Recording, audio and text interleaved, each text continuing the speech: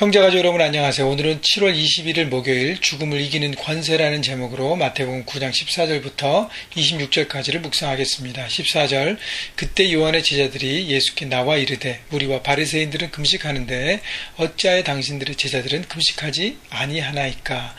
자, 세례 요한의 제자들이 예수님 앞에 나와서 금식의 문제를 가지고 질문합니다.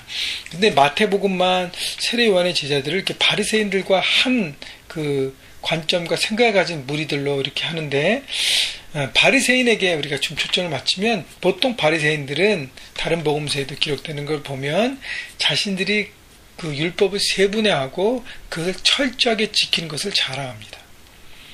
자, 열심히 지키는 것은 좋아요. 그리고 지키면서 순종하면서 중심으로 하나님께 나가야 되는데, 이게 지키는 것에만 목적을 두다 보니까 중심은 빠지고 지키는 것, 지켰다는 것, 그렇게 했다는 것, 내용 없이 형식만 했다는 것을 그것을 자랑합니다. 그래서 꼭 자기의 의로 다른 사람을 자신의 잣대로 정죄하고 비판하는 것이 그들의 문제였어요. 그래서 예수님께서요, 회칠한 무덤이다라고 껍데기만 있는 신앙의 사람들이라고 예수님께서 비판하지 않으셨습니까? 그래서요, 이 바리새인들은 자신들을 의롭게 생각하고 다른 사람을 정죄하기 때문에 예수님이 그 부분에 대해서 설명합니다.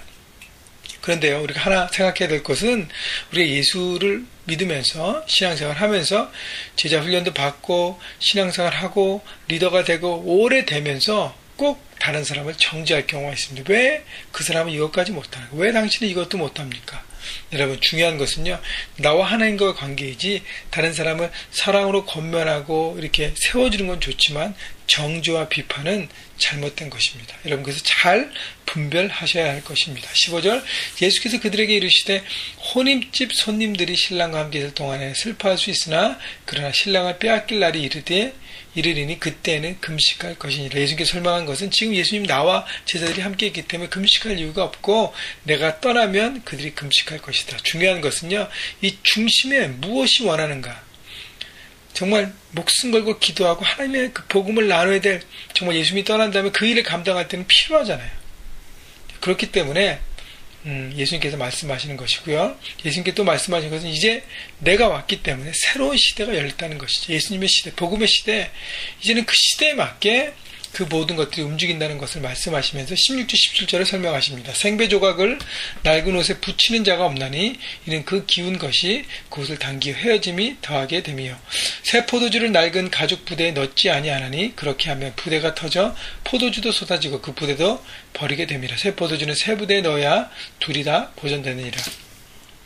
자, 그래서 그 옷 조각을 낡은 옷에 붙이면 그것이 이렇게 당겨서 헤어지게 되고, 새 포도주는 낡은 부대에 넣으면 그것이 이렇게 그 포도주가 이렇게 발효되면서 그것이 낡은 부대가 터지게 돼서 결국 다 잘못되는 것처럼 새 포도주는 새 부대에 넣어야 된다는 것은 새로운 시대, 복음의 시대, 은혜의 시대, 예수님의 가르침의 시대가 왔기 때문에 그것을 붙들고 살아가는 새로운 것이 필요하다는 것이죠.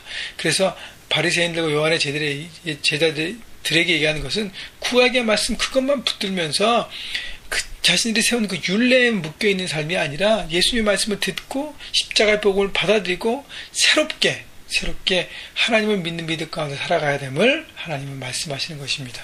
여러분, 그래서 예수님의 복음의 가르침을 우리가 잘 습득하고 배우고 순종하고 나가는 것이 필요한 것입니다. 여러분, 형식은 두 번째, 가장 중요한 것은 컨텐츠입니다. 18절 예수께서 이 말씀을 하실 때에 한 관리가 와서 절을 하며 이르되 내 딸이 방금 죽었사오나 오셔서 그 몸에 손을 얹어 주소서. 그러면 살아나겠나이다 하니.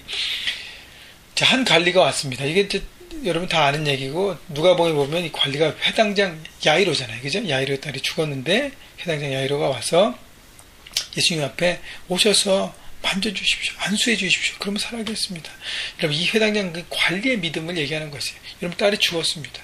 포기할 수 있어요. 그러나 예수님의 그 능력을 알고 예수님이 하나님의 아들인 것을 믿기 때문에 오셔서 그분, 생명의 주관자가 되신 그분께서 만져주시면 살아날 수 있겠다는 믿음을 가졌다는 것이죠. 여러분, 세상의 기준과 세상의 어떤 풍조와 세상의 지식으로는 도저히 납득 안 되는 것이 바로 하나님의 복음일 수 있습니다. 왜냐하면 그것은 기적을 얘기하는 거기 때문에.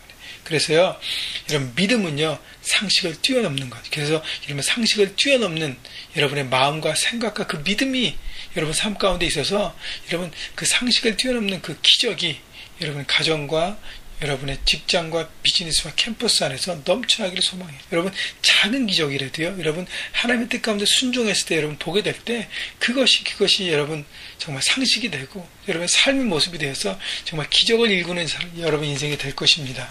19절 예수께서 일어나 따라가시면 제자들도 가더니 예수님께서 움직이시면 제자들은 따라갔습니다. 여러분 저는 이 구절을 이렇게 보면서 얼마나 참 아름다운 모습일까. 예수님께서 움직이시면 제자들은 따라가고.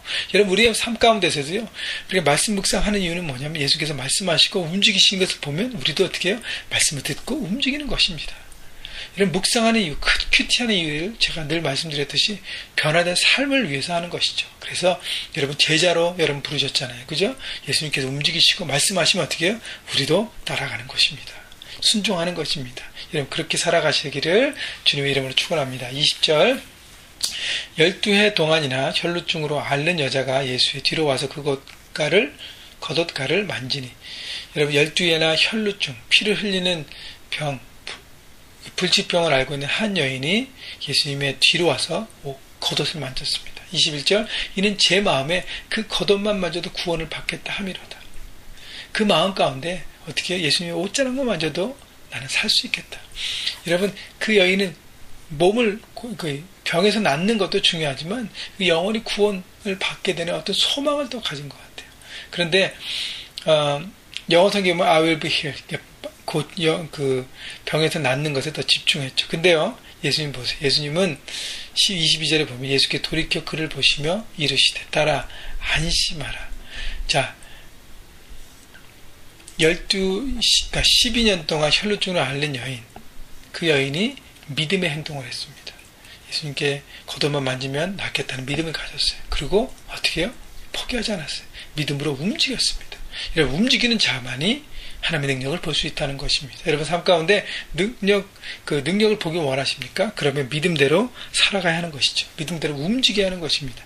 그래서 여인이 옷자락을 만졌고 예수님께서 돌이켜 그를 보시고 뭐라 그러세요? 따라 안심하라. 예수님은요 12년간 그 혈루증을 통해서 불치병을 통해서 그 마음에 얼마나 많이 고통도 당했어요. 여러분 여인이 피를 흘린다는 것은 뭐죠? 부정하다고 예전에는 얘기했어요. 그래서 사회로부터 가정으로부터 이렇게 격리돼서 살아갈 수밖에 없었습니다. 그가 12년 동안 받은 마음의 상처, 외로움, 쓴뿌리, 어떤 그런 아픔, 예수님은 위로하신 것이죠. 따라 안심하라.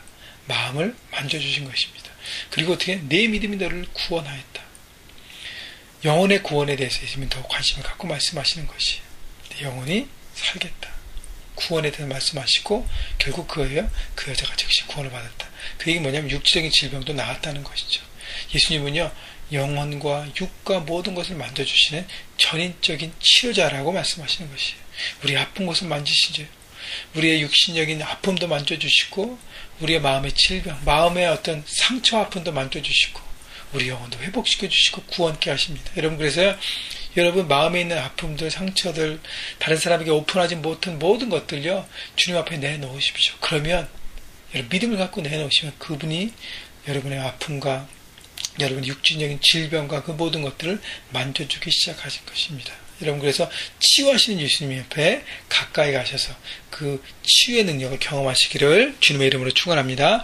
23절 예수께서 그 관리의 집에 가사 피리 부른 자들과 떠드는 무리를 보시고 이미 죽었기 때문에 어떻게 해요? 장례 초상집이 된 거죠. 24절 이르시되 물러가라. 이 소녀가 죽은 것이 아니라 잔다 하시니 그들이 비웃더라. 여러분 세상 사람들은요 하나님의 기준, 하나님의 말씀을 비웃을 수 있습니다. 왜냐하면 세상의 기준으로는 이해가 되지 않기 때문이에요. 예수님께서 죽은 것이 아니라 잔다 그랬어요. 예수님은 생명의 주관자가 되시기 때문에 지금 그 딸이 다시 살 수 있기 때문에 다시 소생할 수 있기 때문에 잔다고 표현한 것이죠. 다시 살아날 수 있기 때문인 것입니다. 여러분 삶의 현장에서 하나님의 말씀과 기준으로 살 때 세상이 비웃을 수 있어요. 하나님 말씀을 붙잡는 것이 무식해 보이고 도저히 납득이 안 되기 때문에 그러나 말씀을 붙들고 나갈 때 이런 능력과 기적을 경험하는 것입니다. 25절 무리를 내보낸 후에 예수께서 들어가서 소녀의 손을 잡으시며 일어나는지라 그 소문이 온 땅에 퍼지더라. 생명을 살리시는 예수님, 생명을 주관하신 예수님, 창조자의 힘을 우리는 보게 되는 것입니다. 여러분 주님이 창조자세요. 그 주님이 우리를 구원하셨고 십자가에서 우리를 위해서 피 흘려서 죽으셨고 우리를 살리셨습니다. 그분이 창조하십니다. 생명을 주관하십니다. 여러분, 그래서요, 여러분 혹시 질병이 있을 때 주님 앞에 내놓으십시오. 여러분, 고치는 것 받은 것도 하나님의 은혜고 혹시 고쳐주시지 않아도 하나님의 은혜인 것입니다. 왜냐하면 하나님께서 우리 인생의 그 타임라인을 정하셨기 때문이에요. 그래서요, 사는 것도 주님의 은혜, 죽는 것도 주님의 은혜라고 여러분 담대하게 나가실 때 주께서 우리의 모든 것들을 고쳐주시고 회복케 하시는 것입니다. 예수님은요, 생명은 주관하시고 죽음을 다스리시고 이기시는 권세를 가졌습니다. 여러분, 마태복음 이 세상 나라의 하나님 나라를 선포하시면서 하나님의 다스리시는 그 능력을 보여주시는데, 여러분 그 능력 가운데 살아가기 위해서, 이 세상을 이기기 위해서 여러분 주님을 믿는 믿음 가운데 믿음대로 움직이셔야 합니다. 움직이면 그 능력이 여러분 가운데 보여주시고 함께 누리게 될 것입니다. 그렇게 살아가시면서 능력 가운데 삶의 현장에 승리하시기를 주님의 이름으로 축원합니다.